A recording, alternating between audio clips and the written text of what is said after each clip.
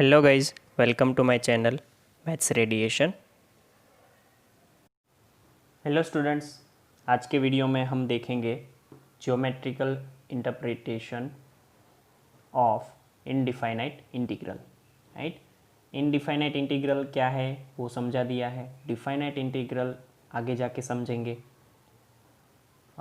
यहाँ पे इन geometrical interpretation से मतलब क्या है कि इंटीग्रेशन किसी भी फंक्शन का हम ढूंढते हैं तो उसका ग्राफ कैसा बनेगा वो हमें देखना है। आप सबको पता है कि डेरिवेशन जो देखते हैं उसका ग्राफ मोस्टली आपको फर्स्ट डेरिवेशन जो भी होता है, समझो y is equal to f of x है तो उसका अगर हम y डैश या तो फिर f डैश एक्स फाइंड करते हो तो ये आपको क्या देता है, स्लोप।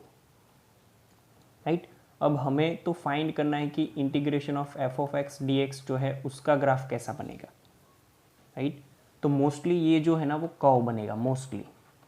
ठीक है, बट कर्व बोलने से भी अच्छा वर्ड ये रहेगा कि family of curve, family of curve, because हमने देख लिया है कि इसका इंटीग्रेशन का जो आंसर होगा उसमें प्लस सी करके आर्बिट्ररी कांस्टेंट आता है।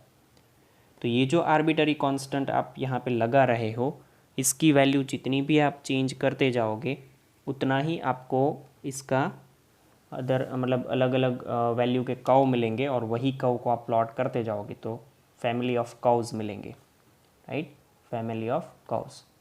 तो यही टॉपिक को एक बार डिस्कस कर लेते हैं, इतना इम्पोर्टेंट है नहीं बट फिर भी पता होना ज़रूरी है, तो एक बार डिस्कस कर लेते हैं हम। राइट, ये नहीं, गलत आ गया पेज।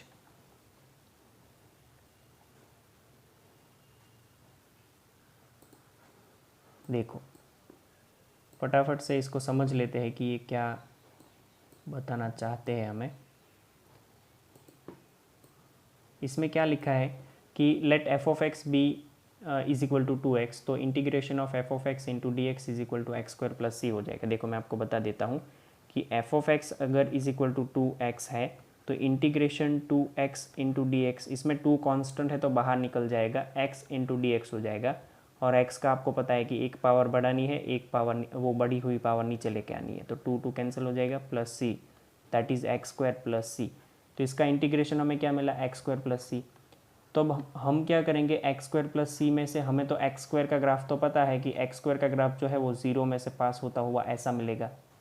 ठीक है, बट प्लस सी का क्या करेंगे, अगर एक्स स्क्वायर प्लस सी की वैल्यू 0 है, एक्स स्क्वायर प्लस 1 है, एक्स स्क्वायर प्लस 2 है, एक्स स्क्वायर प्लस 4 है, एक्स स्क्वायर माइनस 1 है, एक्स स्क्वायर माइनस 2 है, ऐसे बहुत सारे कर्व्स मिलेंगे। राइट, तो वही चीज़ यहाँ पे डिस्कस करी है इन्होंने कि देखो thus y is equal to x square plus c where c is the arbitrary constant represent a family of integrals by assigning different values to c we get different members of the family, this together constitute the indefinite integral. है ना, कोई finite नहीं है, कोई चीज़ fix नहीं है। Indefinite integral का मतलब समझ आया आपको, क्योंकि प्लस करके हमने सी लिख दिया है, मतलब कि यहाँ पे वैल्यू वेरी होती रहेगी।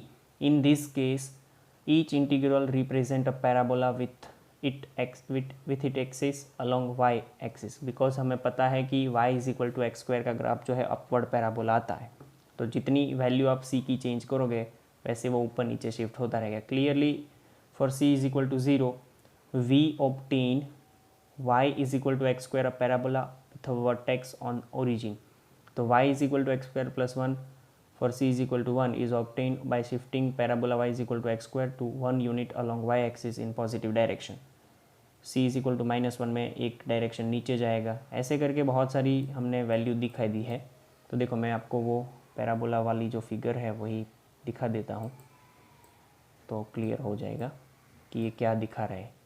देख लो ये अच्छे से, जितनी वैल्यू हमने c की चेंज करी है उसके हिसाब से जितने पैराबोलाज बने हैं सारे हमने यहाँ पे ड्रॉ करे हैं। इसके अलावा भी बहुत सारे होंगे। राइट, ये y is equal to x square वाला ग्राफ है, इसमें आपने जैसे ही 2 पॉइंट नीचे ले गए तो ये y is equal to x square minus 2 है, सॉरी ये जो है वो y is equal to x square minus 1 है, ये 2 का है, ये 3 का है। जो जहाँ से पास होता है ये -1 -2 -3, ये 0 1 2 3 ऐसे। राइट, तो ये सारे ग्राफ बनेंगे, this is called the family of curves. ठीक है, बस ये है, इसमें और कुछ ज़्यादा डिस्कस करने की ज़रूरत है नहीं, तो हम इसमें नहीं जाएंगे। अब हमारा नेक्स्ट टॉपिक जो है वो है सम प्रॉपर्टीज़ ऑफ इंटीग्रल्स। जैसे हमने प्रॉपर्टीज़ देखी थी डेरिवेशन की, वैसे ही यहाँ पे इंटीग्रेशन की प्रॉपर्टी है, तो उसमें हम देख लेते हैं कि क्या क्या हमें डिस्कस करना है। ठीक है, सम प्रॉपर्टीज़ ऑफ इंटीग्रल्स। सबसे पहली प्रॉपर्टी इसमें ध्यान से समझना है इसको,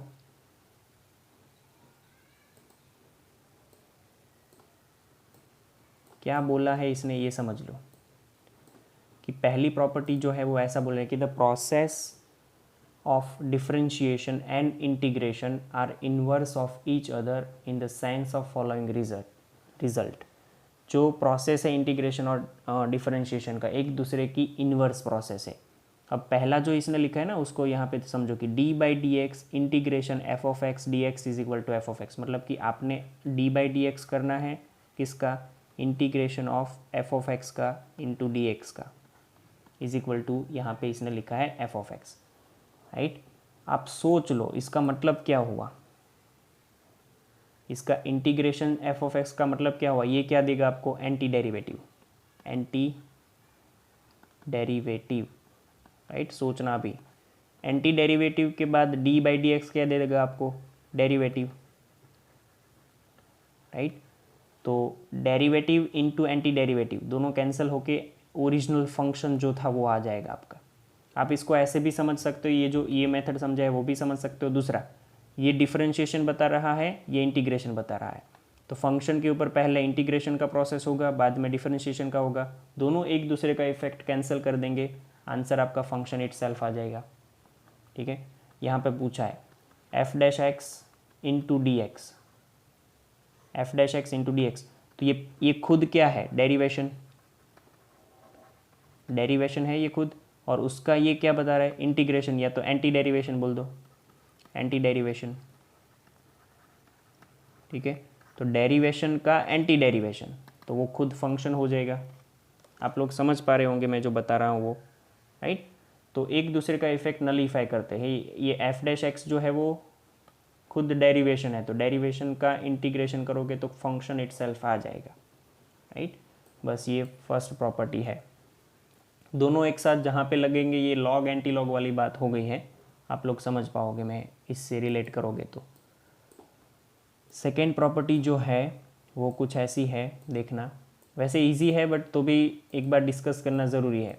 to indefinite integrals with the same derivative leads to the same family of curves and so they are equivalent. अगर दो कोई भी इनडिफाइनाइट इंटीग्रल है जिसके डेरिवेटिव सेम है, तो उसकी इंटीग्रेशन करोगे, मतलब एंटी डेरिवेटिव्स आप फाइंड करोगे तो सेम फैमिली ऑफ कर्व मिलेंगे, और उनको क्या बोलेंगे, इक्विवेलेंट। ठीक है, ये चीज़ आपको एक नोट्स से समझाता हूँ तो समझ में आएगा। यहाँ पे ये नोट्स समझ लो, कुछ नहीं है, बहुत ही सिंपल सी नोट्स है। अगर मान लो कि इक्विवेलेंस ऑफ फैमिलीज, मतलब कि पहली फैमिली क्या लिखी है, integration of f of x d x plus C1, इसका एफ ऑफ एक्स का जो इंटीग्रेशन आएगा वो, और प्लस C1 करके कोई कांस्टेंट है, फिर यहाँ पे g x d x plus C2 लिखा है, C2 कोई उसका कांस्टेंट है। कस्टमरीली एक्सप्रेस्ड बाय राइटिंग, अगर इक्विवेलेंस है तो क्या करेंगे, इसको ऐसे लिख देंगे, मतलब कि integration f of x into d x is equal to integration g of x into d x. तो C1 C2 कहाँ पे गए, तो उसको हम नलीफाई कर सकते हैं बिकॉज ये दोनों इक्विवेलेंस है। ऐसा अगर दिया है कि दोनों फैमिली, मतलब दोनों जो फंक्शन है उसके इंटीग्रेशन जो है वो इक्विवेलेंस है, तो आप उसको पैरामीटर के बिना लिख सकते हो। ये इनने बोला है, देखो यहाँ के without mentioning the parameter, parameter मतलब कि C कांस्टेंट के बिना आप उसको लिख सकते हो। ये सारा मेंशन करते जाना काम की चीज़ें हैं। ओके, थर्ड प्रॉपर्टी जो है बहुत ही अच्छी है, बहुत ही काम की चीज़ है। दो फंक्शन आपको दिख रहे हैं जो कि एडिशन में है, और उसका आपको पूछा गया है इंटीग्रेशन, तो दोनों को सेपरेटली लिख सकते हैं हम, राइट। दोनों फंक्शन के एडिशन को सेपरेटली लिख सकते हैं, कोई अलग अलग मतलब कोई प्रॉब्लम नहीं है, ये बहुत ही आसान सा फंडा है। अब दूसरी चीज़ जो है वो भी समझनी है आपको कि एक कांस्टेंट के साथ फंक्शन मल्टीप्लाई हुआ है। कांस्टेंट के साथ क्या हुआ है? Function multiply for any real number के। देखो के इंटू एफ ऑफ एक्स है तो कांस्टेंट बाहर आ जाएगा, के into F of x d x हो जाएगा, राइट। ये फोर्थ हो गया। दो फंक्शन का मल्टीप्लिकेशन या दो फंक्शन का डिवीजन जो है उसमें कैसे रूल्स अप्लाई करने हैं वो यहाँ पे हमने डिस्कस नहीं करे हैं, वो बाद में करेंगे, तब देखना है। तो यहाँ पे जैसे हमें पता है कि u इंटू वी होता है तो इसका डेरिवेशन हम करते हैं तो यहाँ पे मल्टीप्लिकेशन का रूल लगता था, और d by d v d x अगर u अपॉन वी है तो यहाँ पे डिवीजन का रूल लगता था। वो दोनों प्रॉपर्टी थी डेरिवेशन की, ये दोनों। तो वैसे यहाँ पे ये एडिशन सब्ट्रैक्शन तो पता, सॉरी एडिशन एंड ये कांस्टेंट के साथ मल्टीप्लिकेशन पता चल गया। अच्छा यहाँ पे सब्ट्रैक्शन हो तो सब्ट्रैक्शन भी चलेगा, वो मेंशन करना रह गया है बट मैं बता देता हूँ। एडिशन की जगह पे सब्ट्रैक्शन हो तो भी चलेगा। ध्यान ये रखना है कि कहीं पे ऐसा आ गया है कि f of x into g of x into d x, तो उसके लिए क्या करना है वो मैंने अभी तक नहीं बताया है। तो आपको ये यहाँ पे ये ऐसा कोई जादू नहीं करना है कि integration f of x d x into integration g of x d x, ये नहीं होगा, ठीक है। इसका अलग से रूल लगता है, वो हम बाद में चेक करेंगे। चलो यहाँ तक रखते हैं। Thank you. ये नोट्स सारी उसमें लिख देनी है आपको, फार्मूला नोट और फेयर नोट दोनों में, और वो लिख के मुझे homework as a homework send करना है, ठीक है। Thank you. तो गाइज थैंक यू।